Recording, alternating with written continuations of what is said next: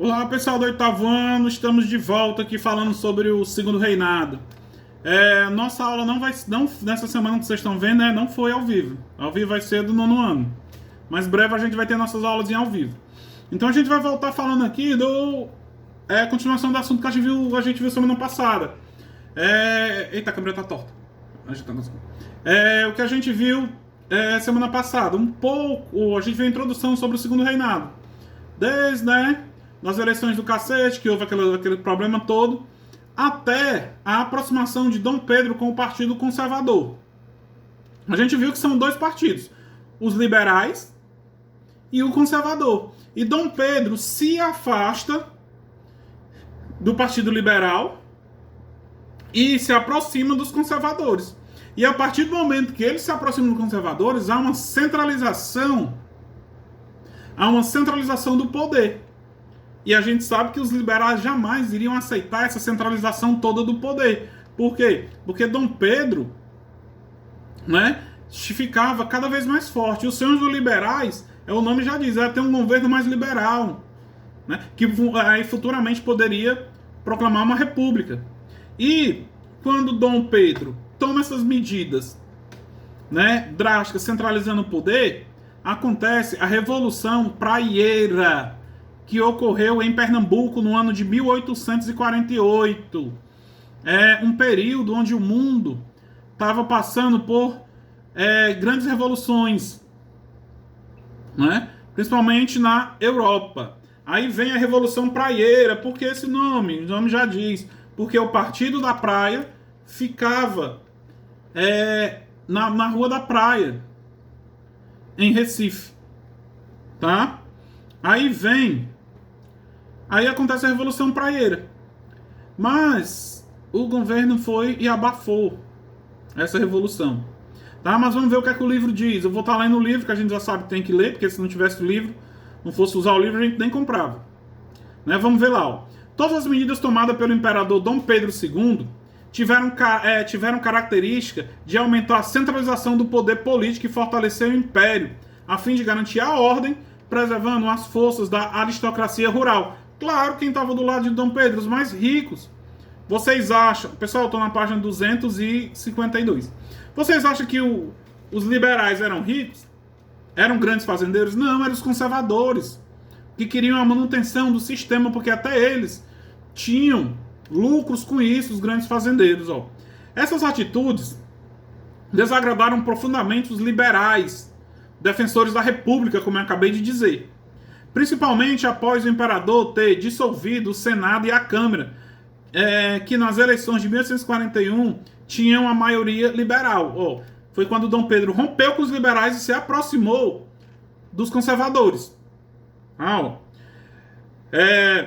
Contrários a essas medidas, os liberais se organizaram em residências em 3 províncias brasileiras. Qual? Minas Gerais, São Paulo e Pernambuco. Eles se reuniram para reagir a essas medidas centralizadoras de Dom Pedro. Tá? Os liberais mineiros e paulistas foram logo os derrotados. Enquanto em Pernambuco o movimento surgiu forte usando as concepções socialistas utópicas de Charles Fourier, embora na prática as intenções fossem de lutar por um governo republicano. Aí lá vem as ideias socialistas. Lembrem do socialismo. Igualdade para todos, uma sociedade igualitária, coisa que ninguém quer fazer na sala, o socialismo. Então, baseado nisso, os liberais de Recife fizeram um movimento. Se bem que o pano de fundo era querer, como eu falei, sempre os liberais iam querer a proclamação da República no Brasil. Tá? Embora esse movimento tenha estourado oficialmente em 1848, já vinham se organizando há alguns anos. Um dos principais meios de divulgação de suas ideias foram os jornais, mais especificamente o Diário Novo, que ficava na Rua da Praia.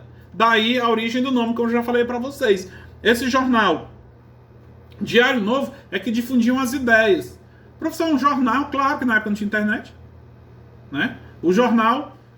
professor, e como é que fazia para as pessoas que eram analfabeto ler? Pessoal, eu não sei se eu já falei para vocês, mas nesse período, os liberais, não só os liberais, os republicanos, quando eles publicavam alguma coisa, desde a época do Brasil colônia, quando eles publicavam alguma coisa, muitas pessoas não sabiam ler. E as pessoas que publicavam tinham a ajuda de outras pessoas que eram favoráveis a qualquer movimento e liam para as pessoas mais leigas. Por isso que surgiam as revoltas. Tá? Como é que a pessoa que nem sabe ler conseguiu saber das ideias? Os outros lendo. Tá? O grande objetivo desse movimento era enfraquecer o império, atacando as relações econômicas vigentes. Tanto as propriedades privadas agrárias quanto o comércio dos portugueses eram alvos dos praieiros. Tá? Além disso, o Nordeste passava por grave seca que destruiu muitas plantações, causando desemprego e miséria. Aí eles aconselharam duas coisas. A gente sabe que o Nordeste de vez em quando passa por secas assim horríveis.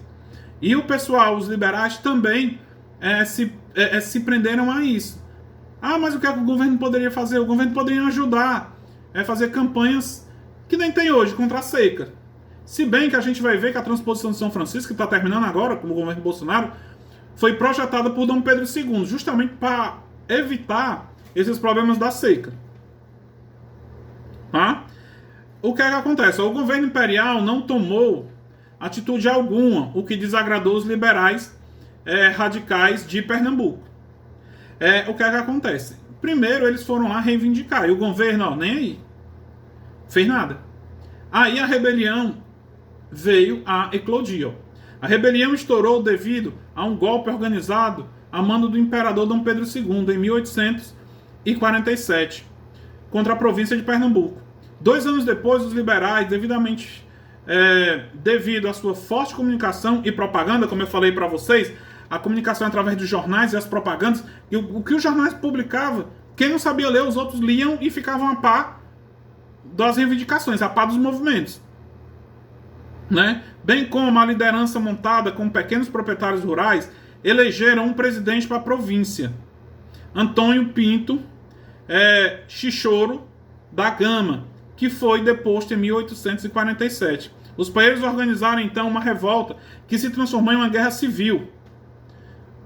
Mas em 2 anos acabaram derrotados pelas tropas imperiais e seus líderes foram condenados à morte. Como se todas as rebeliões contra o Império ia e ganhava. A única que o Império não ganhou, a gente viu já, foi a Revolução Farroupilha. Tá? O pessoal da província de Pernambuco ainda chegou a eleger um presidente para a província. Antônio Pinto Chichorro da Gama. Mas ele foi deposto e todos os revoltosos foram, todos os líderes do movimento foram condenados. E esses líderes eram de que partido? O Partido Liberal. Só fazendo um resumo, lembrando, a Revolução Praieira, quem organizou foi o Partido Liberal contra as medidas centralizadoras de Dom Pedro II, que tinham apoio dos conservadores, Dom Pedro. Tá? E os liberais eram oposição. Tá? Aí tem no mapazinho aí um pouco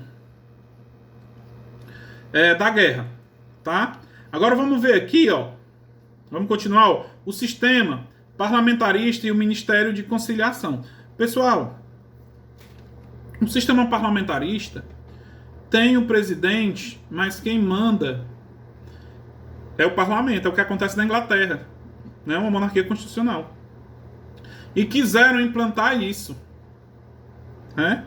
E foi confusões até aparecer o ministério para conciliar as divergências entre o partido liberal, entre os liberais e os conservadores. Essa resposta do imperador ao movimento praieiro acirrou ainda mais a disputa entre os liberais e os conservadores. Professor, como é que funciona isso? Eram 2 partidos, pessoal.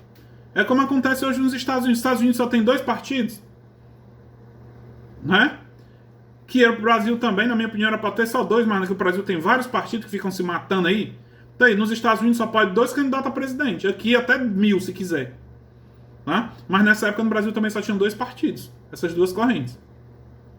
Né? Nos Estados Unidos, os democratas e os republicanos. Pronto, só tem esses 2. Tá? Mas vamos ver aqui, ó. As divergências entre liberais e conservadores causadoras de muitos conflitos sociais e políticos, como a própria Revolução Praieira, como eu acabei de dizer, aumentavam e traziam sérios problemas ao imperador. Cada vez mais, Dom Pedro buscava fortalecer o império com o apoio dos conservadores. Por isso, mudou o sistema político para o parlamentarismo, que eu acabei de dizer. Muda com a intenção de quê? De trazer os conservadores para o lado dele. Porque os liberais cada vez mais os conservadores para o lado dele, que os conservadores já eram do lado deles. E se os conservadores ficassem contra Dom Pedro, aí pronto, ele ia perder o apoio do único partido político que estava do lado dele. Né? Isso lá, lembrando, os conservadores eram o pessoal mais rico, eram os grandes fazendeiros. Né? O sistema parlamentarista de governo coloca o Senado no nível político do Poder Executivo. Em outras palavras, a legislação caberia aos parlamentares, enquanto a execução caberia uma espécie de primeiro-ministro. Como eu falei para vocês, é o que acontece na Inglaterra. Quem é que vai mandar? O primeiro-ministro. Tem o rei, tem o imperador, mas quem manda é o primeiro-ministro. Esse é o sistema parlamentar. Lembre-se quando a gente estudou sobre a Revolução Gloriosa, que transformou a Inglaterra na monarquia absolutista, na monarquia parlamentarista, sem derramar uma gota de sangue. Né? Vamos lá. No Brasil, funcionava em formato diferente. O imperador nomeava um gabinete ministerial e também dissolvia e usava o chamado poder moderador, que é justamente o poder imperial de comandar o Brasil de forma centralizada. O que é que acontece? Tinha o primeiro-ministro, mas quem escolhia? Dom Pedro. Botava e tirava quem ele quisesse. Por quê? Porque lembrem-se, no Brasil tinha um poder moderador, que era o quarto poder, o poder que o imperador fazia e mandava e desmandava no governo. Professor, mas você explicou falando das regências que o poder moderador foi suspenso. Isso mesmo. Foi suspenso, não acabou. Quando o aluno é suspenso, ele vai expulso da escola, não, ele volta. Então, o poder moderador foi suspenso. E quando Dom Pedro realmente assume o governo, volta o poder moderador de novo para o Brasil. Né? Então, começa ainda mais os confrontos entre os dois partidos. O sistema parlamentarista no Brasil foi organizado em um ministério cujos membros eram indicados pelo imperador através do Conselho de Estado. Né? Nomeando o primeiro-ministro, o restante seria indicado por estes. Então, o que é que acontece? Com isso, se formava o Conselho Ministerial. Os ministérios Dom Pedro, ele indicava o primeiro-ministro. E o primeiro-ministro indicava o Conselho Ministerial, que eram os outros ministros. A maioria dos gabinetes foram montados pelos conservadores. Por estes serem mais próximos e alinhados com o imperador. Claro, se o imperador ele não ia escolher um ministro liberal, ia escolher um ministro do partido moderador, ou do partido conservador. E isso, a maioria dos ministérios, ele botava pessoas do conservador. Tinha participação de liberais? Tinha, mas era muito pouco. Mesmo assim, alternavam-se no poder os gabinetes conservadores que defendiam a manutenção do sistema escravista, da economia agrária de exportação, que era o café, que a gente vai ver na próxima aula, em um governo centralizado. E os gabinetes dos liberais, sempre, lembre-se disso, os liberais eram opostos às ideias dos conservadores. Digamos que estiver numa prova, onde você estiver no Enem, fazendo uma prova daqui a 5 anos, né? 3 anos, 4 anos. Se tiver lá, qual eram os conservadores eram a favor da continuação do império, da economia agrária. Isso. Qual era a posição? Essa era a posição dos conservadores. Então, explica a posição dos liberais. É o contrário dos conservadores. Só dizer, os liberais queriam a proclamação da República, industrialização do país, o fim da escravidão. Tudo era o oposto dos conservadores. Aí vem o sistema escravista, economia agrária e exportação. Já o gabinete dos liberais, que materializavam as ideias de um governo republicano, sem intervenção do Estado na economia e uso do trabalho assalariado. Quer dizer, o oposto dos conservadores. Aí vem as discussões. Né? E a internet ligada aqui, chegando mensagem. Só desligar a internet aqui. Ah, não, tá desligado. Né? Aí vem os confrontos entre ambos. Ó. Sabemos que o Partido Liberal era composto por um grupo político que tinha visões diferentes do sistema político e das relações econômicas desenvolvidas no Brasil. Claro que a gente sabe que os liberais eram contra os conservadores. Já se os conservadores apoiavam Dom Pedro, se os conservadores apoiavam Dom Pedro, claro que os liberais eram contra Dom Pedro. Né? Tô desligando aqui a internet. Então, eles eram oposição. Ó. Existia os moderados, que embora não concordassem com o radicalismo e a centralização do império, eram proprietários de terra e de produções exportadoras, tanto quanto os conservadores. Aí vieram os moderadores. O que é a pessoa moderadora? Que tenta resolver o problema. Os moderadores tentavam resolver os conflitos entre os liberais e os conservadores. Os liberais moderados se aproximaram dos conservadores para que as constantes discórdias acabassem, mas acima de tudo para evitar que a república fosse instalada, que seria uma grande ameaça à economia, controlada pela aristocracia rural. Então, esses moderados eles já chegaram para tentar evitar os confrontos. O que é que acontece? Dessa forma, foi criada em 1553 o chamado Gabinete da Conciliação, que isolou os radicais liberais e fortaleceu o sistema imperial. Em outras palavras, os conciliadores, né, que eram os moderados, eles acabaram isolando os ministros, os representantes dos liberais, e consolidou o sistema imperial.